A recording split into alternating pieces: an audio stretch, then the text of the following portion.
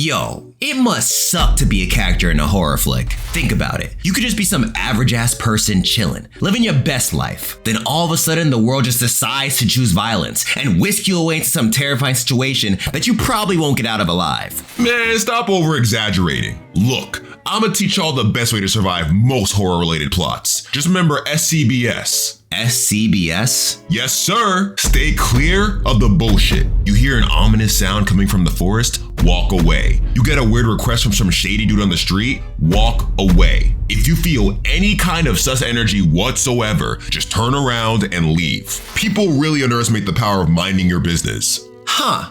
That actually makes sense. Of course it does. It's logic. Sadly, the subject of today's video wasn't aware of this simple rule, and things didn't go too well for him. Yeah, the guy we're covering today was just your average author, but the plot kicked in and deadass threw him into the bullshit, and all he wanted was a nice vacation with his wife. This is why staycations are top tier. Today on Honest Gaming History, we're covering the twisted and confusing story of Alan Wake. Play that intro, son.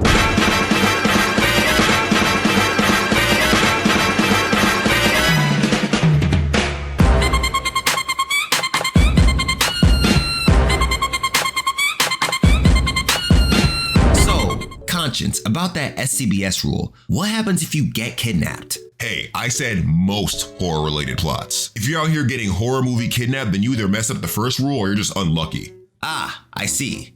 Well, don't get horror movie kidnapped, folks. Anyways, Alan Wake comes from the minds of Remedy Entertainment. They're a game development studio based in Finland that was founded in 1995. The first game they developed was a racing game named Death Rally back in 1996. Funny enough, it was published by Apogee Software, the same company that published Wolfenstein 3D. If Apogee doesn't sound familiar to you, they changed their name to 3D Realms in 1996. After Death Rally, the company was like, Death Rally was cool, but it's time to really flex. They switched their focus to telling a story with a strong central character. That change led to the release of Max Payne in 2001, with gathering of developers and the publisher. Now, this game was an immediate banger. It was critically praised for its level design and gameplay, which makes sense because these guys really put that work in to make this game outstanding. Some of the team even traveled to New York with former NYPD bodyguards to research the environment they were trying to build. And I'd love to talk more about the development of Max Payne, but I think I'm gonna save that for a future video. I feel an honest gaming history of Max Payne coming soon.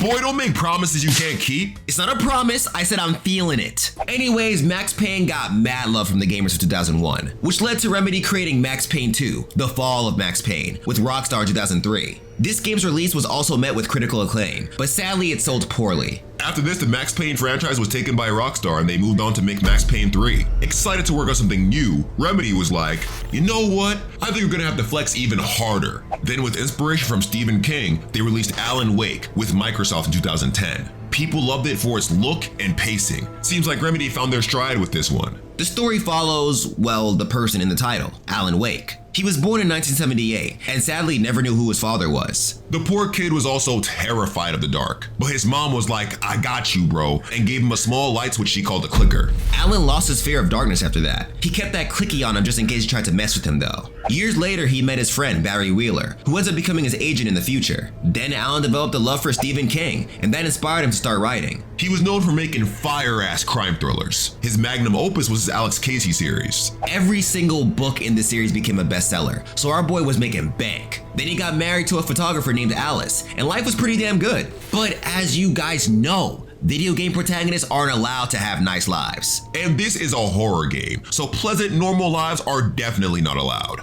Our poor friend gets hit by a writer's block, and it hits him hard. He's left unable to write anything for years. And as someone who's dealt with that shit, it sucks a lot. So to help out, his wife started reading books written by the therapist Dr. Emil Hartman. She thinks his advice is so helpful that she books a vacation for her and Alan to go to where he lives in Bright Falls, Washington. Alan is down for the movement, but he doesn't know that our main goal is to try to get him to see the therapist. This brings us to the beginning of Alan Wake, the video game, not the character. The game starts with Alan suffering from a vivid nightmare where he's fighting these people corrupted by darkness. While he's running for his life, a bright light in the sky basically starts giving him a gameplay tutorial. It's like, hey bro, you see these things right here? They're called Taken, and they're evil! Flash some light on them and shoot them in the face! After fighting these things off and making it to a lighthouse, his wife wakes him up. They're almost almost in Bright Falls. This is when we get a look at the place. And fam, I'd say this is when Alan neglected the SCBS rule for the first time. How? Yo, look at how dreary this place looks, son. Ominous as shit too.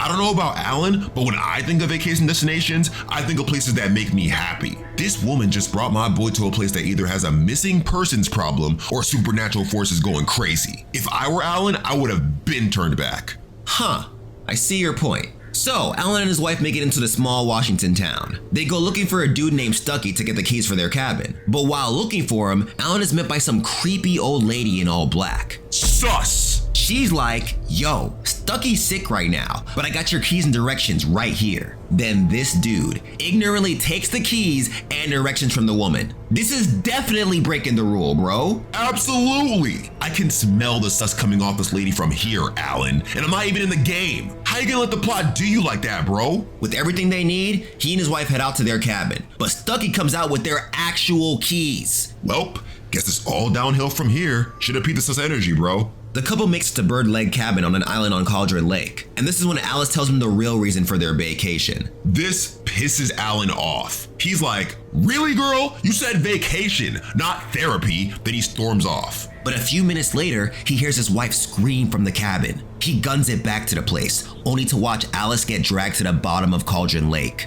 Without a second thought, he jumps in after her, but blacks out. He wakes up a whole week later in a crashed car with no memory of what happened while he was out. Confused, he heads back to Bright Falls, but on the way he finds part of the manuscript for a book named Departure. The weird thing about this manuscript though is that he's the writer. Departure was what he was going to name his next novel. Afterwards, he runs into another one of these taken things that he saw in his nightmare. This is when he realizes that the shit he wrote in this manuscript is somehow coming to life, but he has no idea when he wrote this shit or how the things he wrote entered reality. He eventually makes it to a nearby gas station and calls the Bright Falls sheriff. Enter Sarah Beaker. Alan tells her that his wife is missing, but the sheriff is like, bro, there isn't a cabin on Cauldron Lake. The only piece of land on that lake was taken out by an earthquake years ago. Then she takes him to the lake to prove it to him, and Alan is left freaking shook. Afterwards, she takes him to the police station in order to ask him more questions about what happened. But he holds back on the info because he's afraid she might not believe him. Then he gets a call and hears his wife. She begs for help. Then a dude named Mott snatches the phone from her. He tells Alan he's got his wife. If he wants to see her alive, then he needs to meet him at Lover's Peak. Now our boy's gotta go. He tries to leave the sheriff's office, but she stops him with Dr. Hartman next to her. Seeing the therapist pisses him off. He asks if he knows anything about his wife, and this dude starts talking about his clinic. So Alan decks his shit. Then before things get heated, the bro Barry comes in like, hey, leave my client alone before we sue all your asses. With that, the two leave and head out to a lodge nearby to gather their thoughts. On the ride there, Alan tells him everything, and Barry thinks he's crazy. You mean to tell me you couldn't write for years and now you can, but your shit's coming to life to haunt you? Sounds like cap to me. The night comes, and Alan dips to meet his wife's kidnapper. He shoots his way through a bunch more taken than he finds him. Mott tells him he wants the manuscript for Departure. Only then will he get his wife back. But Alan has no idea where the rest of the manuscript is. Unfortunately, the guy escapes before Alan can do anything else though, so he heads back to Barry where he finds more taken. He saves his best friend, and now Barry is a believer. He saw what Alan was talking about in 4K, so now he wants to help. The morning comes, and Barry gets a call from someone named Rose. She claims that she found Alan's manuscript, so the two friends rush over there. On the way, Barry tells Alan about some research he's done on Bright Falls. According to our boy, this place is indeed crazy. Weird things have been happening here for years, and Cauldron Lake has been at the center of it all. One story that stuck out was that of Thomas Zane. He was a poet who lived in the same cabin that Alan and his wife were staying at. Back in 1970, his lover, Barbara Jagger, drowned in a lake. Then a week later, an earthquake took out the small island with Zane still on it. The odd thing is that though this seems like important news, there is little to no information out there about Zane or Jagger. All this info was written by Cynthia Weaver, someone who knew the couple before their disappearance. They temporarily drop the subject once they make it to Rose's place, but she's been possessed by the dark presence that's been haunting Alan. She drugs them, which leads to Alan seeing visions of that creepy old lady again. I told y'all she was sus. He wakes up that night aggravated that he lost a whole day. He goes to find a way out there, but is stopped by the cops. And this time they brought a Fed, an agent named Robert Nightingale. This guy starts wildin', telling Wick that he's under arrest for no reason. Then he starts busting shots as Alan dips. My man, chill. You can't arrest him if he's dead. After running from the cops, he gets a call from the kidnapper to meet him at Mirror's Peak with the manuscript. Alan still doesn't have it yet, but he goes anyway with plans of beating the dude till he gets his wife back. Once he finds the guy, my man looks shook. He tells Alan that he never had his wife. He was just using her to get him to follow his boss's wishes. Then the darkness takes him and throws Alan off Mirror's Peak in the process. He once again knocks out after falling into the lake. The next day, he wakes up in the Cauldron Lake Lodge, with Dr. Hartman taking care of him. The therapist starts feeding him bullshit about how his wife is dead and how that death sparked a mental breakdown. Alan decides to just go with it to not raise any suspicions. Then he meets two old men named Odin and Tor. These guys used to have a rock band back in the day, but after they broke up, they moved to a farm in the area. According to Hartman, they're suffering from dementia, but Alan doesn't get that vibe when he meets them. Through cryptic messages, they tell the author that they know how to beat the darkness. They left a clue on how to take it out back in their farm. Meaning Alan has to get the hell out of here and head to their farm ASAP. Barry shows up to the lodge afterwards and reunites with Alan, but the darkness begins attacking the place right after. This thing really has beef with Alan, son. It's then revealed that Hartman was lying his ass off about everything. He hired Mott to lie about having Alice in order to get Alan to work for him. He knew that Alan's writing was coming to life thanks to some supernatural force from the lake, and he wanted to study it. Alan and Barry leave with this info and head to the farm that Odin and Tor were talking about. Through everything that's happened so far, he's confirmed that Alice is alive, but being held hostage by the darkness in the lake. The only way to save her is to use a clue from the farm to defeat the darkness once and for all. Once the friends make it to the farm, they surmise that they have to find Cynthia Weaver, the one who wrote about Thomas Zane and Barbara Jagger. Then Barry pulls out some leftover moonshine from the farm and these guys get wasted. How you just gonna trust some old moonshine from an abandoned farm? Guess they were just desperate for some of that demon juice. But it's a good thing they did because the drunk dream Alan has that night finally reveals what happened after his wife got taken. The Cauldron Lake has the power to turn works of art into reality. However, it's haunted by the dark presence that's able to twist the art into something more malicious. After the incident, the dark presence revealed itself to Alan as the creepy old lady, telling him about the lake's powers. She told him that he can bring Alice back using his writing. So while under the darkness's influence, Alan wrote the almost complete manuscript for departure in a week. Apparently the same thing happened to Thomas Zane, but when he tried writing his lover back to life, she came back as a vessel for the darkness instead.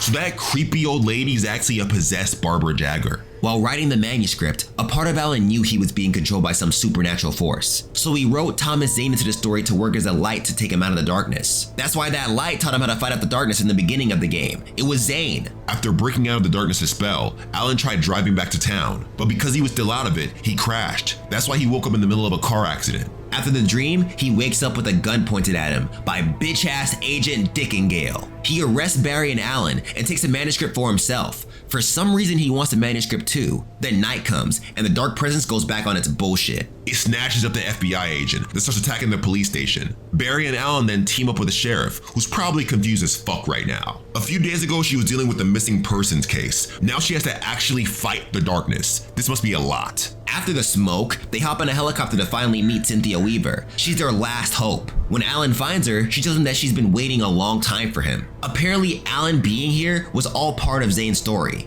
Wait, how? Alright, so you guys know how Zane lost his love, so he accidentally woke up the dark presence to get her back? After that mess, he tried writing himself and the darkness out of existence. That's why they say an earthquake destroyed the cabin. However, Zane wanted to have a contingency plan just in case the darkness returned. So he wrote Alan in as a character to defeat the darkness in the future. Nigga, what? Yeah, bro. Then to bring the whole thing full circle, Cynthia reveals that the tool needed to hold the darkness back is the clicker. The same thing his mom gave him as a child to help with his fear of darkness. It turns out the clicker was another thing that was written in by Thomas Zane. Wait. So Alan added Thomas Zane in his story to save him from the darkness. But Thomas Zane pretty much created Alan for the sole purpose of fighting the darkness? Yeah, I know. My brain hurts too. So with the clicker in hand, Alan uses it and it immediately becomes daytime. This shit is actually magic. Then he heads to Cauldron Lake alone to finish the story he wrote. After fighting off more of the darkness, he makes it to the lake and dives in that bitch. He enters an alternate dimension known as the Dark Place and runs into Zane again. The guy tells him that he has to go to the cabin, the heart of the darkness, and activate the clicker. But then he spots an evil clone of himself named Mr. Scratch. And upon seeing the dude, Zane's nonchalant ass is like, don't worry about him, that's Mr. Scratch. That's the person your friends will see when you're gone. Like, bro, what? What do you mean gone? And why should I be okay with an evil looking clone taking my place? Yeah, Zane really said this like it was no big deal. Anyways, Alan eventually finds the cabin. There he runs to the possessed Jagger once again. He gives her a hug and activates the clicker, thus finally defeating her. Then he creates an ending for Departure. From his journey, he now understands that the scales must be balanced when it comes to light and darkness. To save his wife, he's going to have to pay a price. So in this new ending, he saves his wife by trapping himself in the dark place. And this is how Alan Wake ends. But there were two DLC add-ons that expanded upon this story: The Signal and The Rider. Alan is now trapped in the dark place and still fighting these crazy-ass Taken. He continues seeing visions of a psychotic version of himself narrating a story with him as the main character. Come to find out from Zane that he's the one causing all this. The part of his mind that's hard to control, the part that gives into the fears, is dreaming all this up. So once again, the author's own imagination is being used against him. Alan fights his way through the dark place, then finds the irrational version of himself freaking out in the cabin. He taps him awake, then they fuse and become one calm Alan. With his head clear, he decides he's not trying to stay here. So he begins writing another novel to get the hell out of here. A sequel to Departure. He names it Return, and that ends the Alan Wake DLC. The next time we find Alan is in Alan Wake's American Nightmare. Our guy is still trapped in a dark place, but he finds out that his evil twin, Mr. Scratch, is out here causing havoc in the real world. He's trying to take over and ruin his life. And Zane was acting like this guy wasn't a big deal. So our boy's like,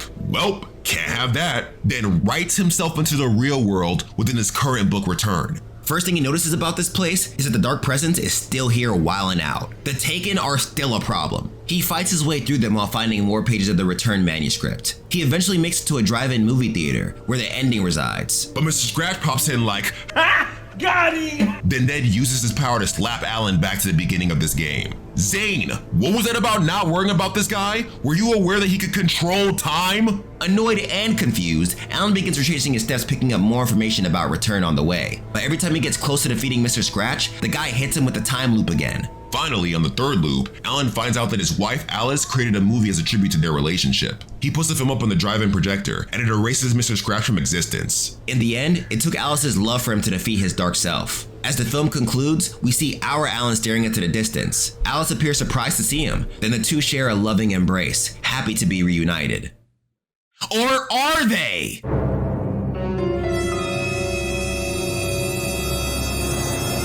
While the scene fades, the narrator alludes to his whole game being a dream, or a premonition of what's to come. Since Alan is technically still stuck in the dark place, this could have all been an illusion. Also, the whole game played out like an episode of the show Night Springs. This is a fictional show that Alan used to write for. It's pretty much his universe's version of the Twilight Zone. And what drives this home is surprisingly the AWE DLC for the game Control. Yeah, in case you didn't know, Control and Alan Wake are in the same universe. In fact, Quantum Break, another game by Remedy, is also in this universe. The events of Control happen years after Alan Wake. The game follows Jesse Faden, the new director of the Federal Bureau of Control. This is a secret US government agency in charge of containing and studying supernatural phenomena. Throughout the game, Jesse is tasked with investigating the Oldest House, the FBC's New York headquarters, and defeating an extremely hostile force known as the Hiss. But we're not worried about Jesse right now. The AWE DLC for Control reveals what happened after the events of Alan Wake. After Alan rewrote reality to allow Alice to live, the FBC pull up to investigate what happened. They declared this as an altered world event, or AWE, but they couldn't find Alan, meaning he definitely never left the dark place. While in the dark place, it seems that Alan wrote multiple stories to try and escape this place, but nothing worked. It's possible that these attempts at escape affected the real world too, because according to the FBC, AWE started occurring at an abnormal rate after Wake's disappearance in 2010. Also, shout out to Gaming University for clearing up this whole Alan Wake and Control connection. Really made my life a whole lot easier.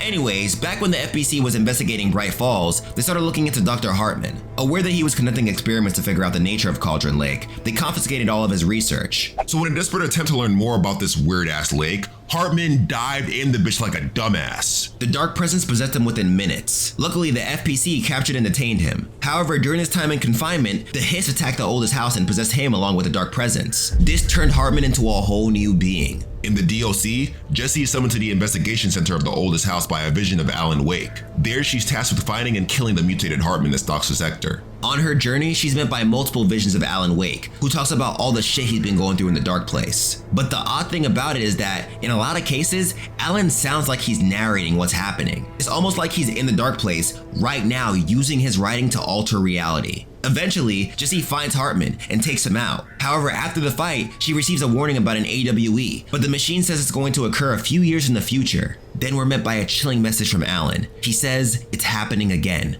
A return. You have been warned." Then, the DLC ends, thus concluding the story of Alan Wake. Bro, what? I know, that ending is confusing as fuck. But here's what I think is going on. From what it looks like, Alan may have had something to do with Control's plot. I'm not saying he wrote the whole thing, but he may have set certain things in motion in the process of trying to write himself out of the dark place. The proof is in how he low-key narrates what's happening in the AWE DLC, like how he did in his original game. The ending of the Control DLC may be hinting at another Remedy game that will elaborate on this connection. From the ominous message Alan gave, his writing could be the reason for the AWE that's coming in the future. So this man's will to break out of that place is so strong that he's altering game plots? Maybe. Or I could be wrong and this could mean something completely different. Either way, that is all we know about Alan Wake. He recently got a remastered version of his game if you want to try it out yourself. In the comments below, let us know how you feel about this very interesting character. And what are your thoughts on that DLC ending? Will Alan accidentally endanger the world, or are we just bugging?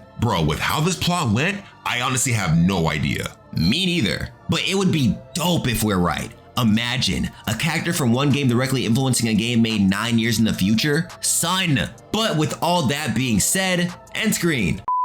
Yo, what up fam, it's your boy, the Black Macedonchi, and thank you guys so much for watching this video. And I feel like right now, me and my editor are on a good rotation with getting these out. So we're gonna keep on producing this hot shit, and I hope you guys continue to enjoy the content. But with that being said, like if you enjoyed the video, comment to us you want to see in future episodes of Honest Gaming History, subscribe if you want to see more of me, and hit that bell to stay notified about whenever I upload new content. And shout out to the people who help keep the channel going with their shmoney, the patrons. Love you guys so much for all your support. Honestly, I can't stress enough how much you guys help me out, so thank you so much. I really appreciate you guys. And shout out to the guys who give even more, the Gold Squad patrons: Curtis Clarkson, Daniel Gonzalez, DD, Dylan Boner, G Haven Eat Sports Team, Graham Lansborough, Jakari Scott, Jarrell Horan, Mustard Gas, Terry, Trav Will, Victor Garcia, and Zach Haji. Appreciate all you guys for giving so much. And if you are still watching and want to become a patron, go to my Patreon page in the description below and find out how you can support the channel for as little as $1 a month. However, as you know, you don't gotta give your funds. You just being here, getting this far helps out a lot, so thank you. But with all that being said, I am off this, so be easy, stay lit, stay healthy out there, Black Lives Matter. And don't forget, you can do whatever the hell you put your mind to. All it takes is practice and time. Peace out, fam.